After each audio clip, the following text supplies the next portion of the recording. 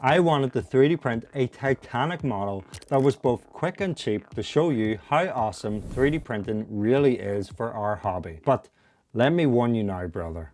This was almost the most expensive model I have ever 3D printed, but we are already ahead of ourselves. So let's start from the beginning. I have been printing out a few mega projects lately that I have been wanting to do for some time now. And after doing a big knight model for my Death Corps Krieg army, I now obviously need something bigger and better for my gobos. I'm going to use my Mega 8KS because it's got a big build plate and should make light work of this task. I have also just recently changed the FEP film in the FAT, so it's printing like an absolute dream at the moment. So this is your friendly reminder to check the state of your FEP film in your FAT if you have been noticing more failures and can't quite remember the last time you changed it. Now, the difficult part about 3D printing Titans is having to do the supports yourself. And on models this big, it can take quite a bit of time to do so. Time which I don't have much of. And this is why I chose this model, because it's fully pre-supported and judging by the first plate full of parts, it is pre-supported well. Which is really important because each plate takes almost a whole day to 3D print. That is one of the downsides of using such a big 3D printer. Now, brother, I have to warn you. This next segment of the journey gets a bit intense. I 3D printed the second plate again with no issue, and with every video that I do, I want to do something either new or slightly better so that you get more value and entertainment watching my bumbling mess of a self. Well, I had a very smart idea to make the plate rise out of the fat, except when I was pressing up, the plate was going down. And this happened 2 times. Now, you would think after the first time, I would be a bit wary. You know yourself, you would be a bit cautious. And after the second time, I would just stop what I was doing completely. No, not quite. I pressed up for the third and last time, and the stomp is boot, well, stomped right into the screen with a great cracking sound. A moment of silence is needed, brothers. Feel free to now leave your F's in the chat and pay your respects. I wish I was calmer in the situation and recorded what happened next, but I literally panic rushed to turn the printer off and think about what the fuck just happened and what my next steps would need to be. So I figured to myself, I'm already pretty much screwed at the moment, so what's the worst that could happen? I switched the 3D printer back on and pressed rise nervously, and thank Horus, it finally worked as it should. So why did this happen? Well, taking my idiotic brain out of the equation for a moment, I have noticed on some 3D printers that leaving them on continuously for like months at a time, pretty much like I do, can cause some malfunctions. Essentially, it's the classic IT solution of turning it off and on. Good news is that the brand new FEP was seriously damaged and was almost pierced, but more importantly, the screen had received no damage. This stompy boy rolled a 1 on his wound roll, and thankfully he did, because if the screen had broken, this Titan model would have cost me an extra $570 more to 3D print. For that amount of money, you could buy 1,000 28mm scale sandbags from my eBay store and have something to show for it. Shameless plug aside. Luckily though, in my situation, I just had to change the FEP again, which of course for a printer this big does take a bit of time, but I have changed multiple FEP films at this point, so it doesn't really faze me anymore. One tip I do have for changing the FEP film is if you can get a small electric screwdriver with not too much torque, That will save you a lot of time with all the screws you have to do. Also, actually make sure to use a cut up piece of sponge under the center of the FEP film when you're tightening the screws down so that you get the right tension. Anyway, after cleaning and curing the pieces, I transported them from the shed manufactorum up to my hobby desk. So, this is a big model, and the best way to paint it is having the model in parts. I don't have the wrist strength capable of holding this for an hour at a time while trying to paint it. So I built it in a handful of parts that are manageable and covered up the joints where I will be gluing it later on with some masking tape so that the super glue has a good surface to stick to. I tried to clean up some of the gaps with Milliput, but after spending so long on the neck crease, I gave up on the idea. I have come to realize that I just hate using Milliput. Does anyone else feel the same? I want to enjoy using it. So does anyone have any tips to make Milliput more enjoyable to use?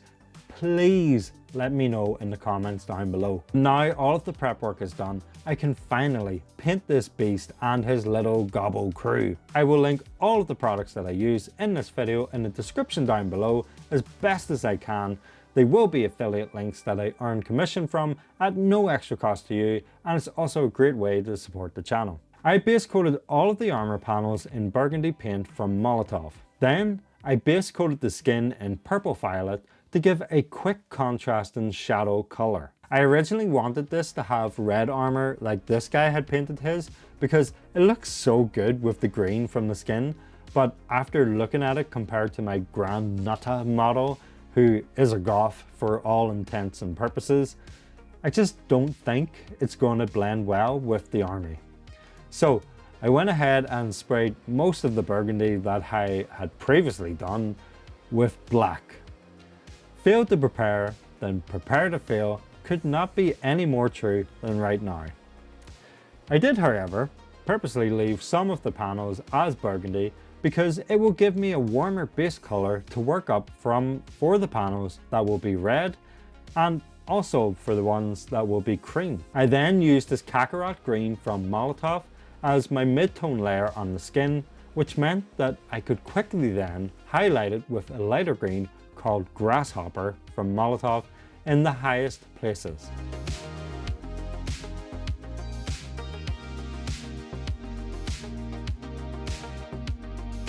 I then moved on to painting the crane with yellow because, come on brother, all cranes have to be yellow, don't they?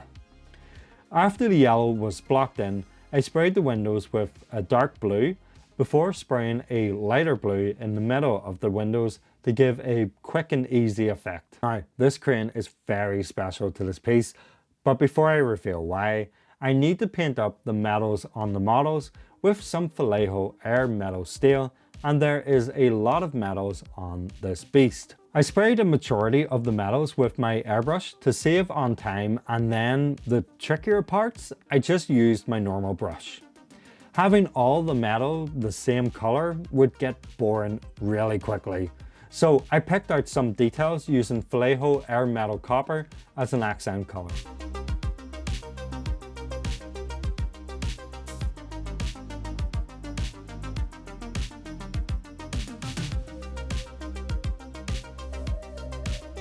With all of the main colors blocked in, I applied a black and brown oil wash that I have had in this jar for way too long. This took quite a while to do with a brush, but on one of my previous videos about painting 1000 Kriegsmen, a comment was left about applying the oils through an airbrush, which I want to know if you think this would be a good idea for these really big projects. Let me know in the comments below. Normally I would let the oil wash dry overnight and remove it in the morning, but I have been so busy that this wash has been on for 2 days now, and I'm not sure how it's going to turn out. I dabbed my makeup sponge in some zesty oil thinner and started wiping it down. To my surprise, it came off relatively easy, a bit harder than usual, but still easy enough. I also think it's properly absorbed into all the little cracks and crevices really well and stained the model nicely. I then started applying all of the highlights. I started with the metals because they would be the easiest, because all I did was just dry brush on some Vallejo Air Metal Silver to any and all metal edges. To add some battle damage, I then dabbed a bit of the silver onto random places with this old spongy stuff. I then broke out the Liquitex acrylic gouache and used yellow as my highlight color for the skin. But to be honest, I'm not entirely sure how to edge highlight the skin.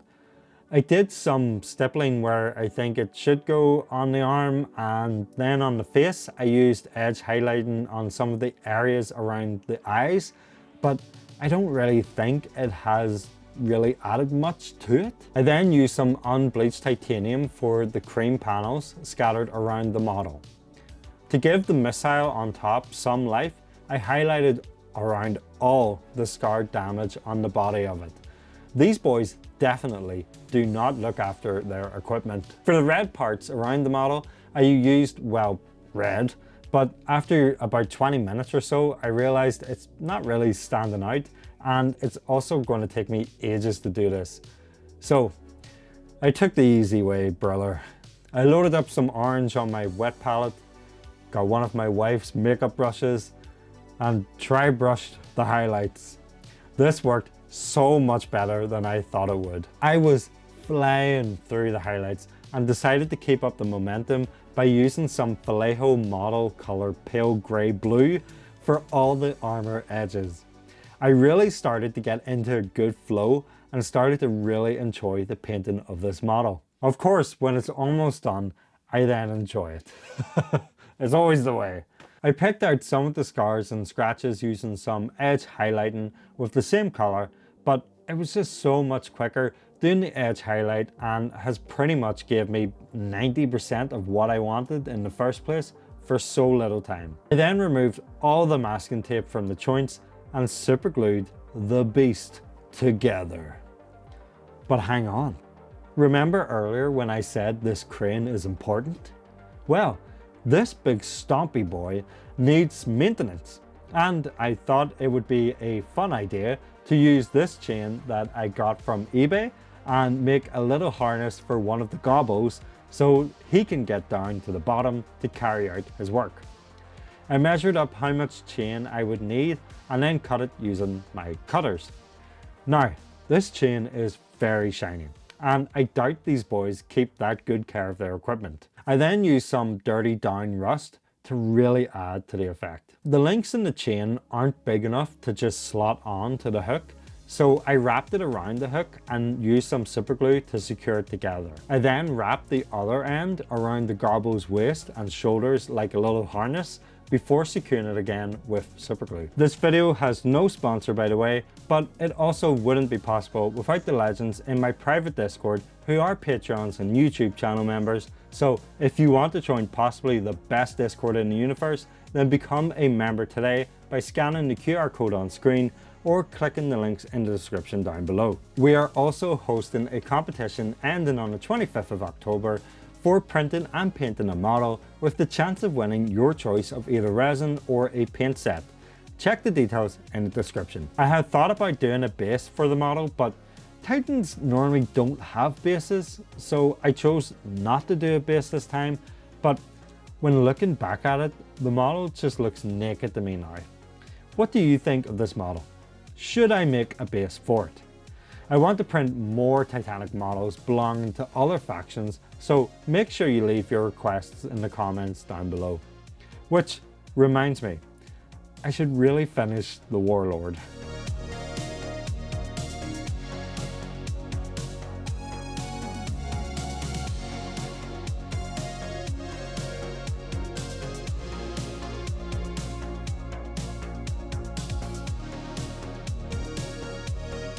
If you think this video was cool, then you should watch this video next because I 3D printed a customized knight for my Death Korps of Krieg army. As always, I just want to give a huge thanks to all my Patreons and channel members. Without your continuous support, none of this is possible and you're all legends. I will see you in the Discord.